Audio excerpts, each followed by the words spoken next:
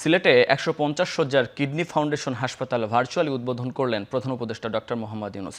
দুপুরে নগরীর তেমুখী বাদাঘাট সংলগ্ন নাজিরের গাঁও এলাকায় সুবিধাবঞ্চিত রোগীদের জন্য ১০তলা ভবনের হাসপাতালটি উদ্বোধন করা হয়।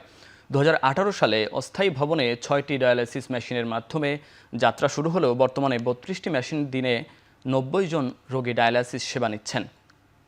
ভর্তুকি মূল্যে সর্বোচ্চ ১৬০০ টাকায় সেবা পাচ্ছেন ৬২% রোগী। ১৫০০, ১০০০ ও ৫০০ টাকায় সেবা নেয়ার সুযোগ থাকলেও ১২% রোগী পরীক্ষা নিরীক্ষা সহ সামর্থ্য ভেদে সব ধরনের সেবা পাচ্ছেন বিনামূল্যে। সমাজ কল্যাণ মন্ত্রণালয় ও ব্র্যাকের সহযোগিতা থাকলেও সর্বোচ্চ অনুদান দিয়েছেন দেশি বিদেশি দাতারা।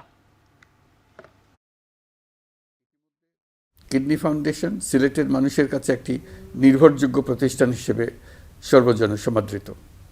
সমাজ কল্যাণ অধিদপ্তর এবং কিডনি ফাউন্ডেশন সিলেটের সহযোগিতায় নির্মিত অত্যাধুনিক হাসপাতালটি সমাজের উপেক্ষিত মানুষের জন্য একটি নির্ভরযোগ্য প্রতিষ্ঠান হবে বলে আমার দৃঢ় বিশ্বাস। আমি আশা করি কিডনি রোগীর সেবায় এই হাসপাতালটি নিয়োজিত থাকবে, বিশেষ করে সুবিধাবঞ্চিত রোগীর জন্য।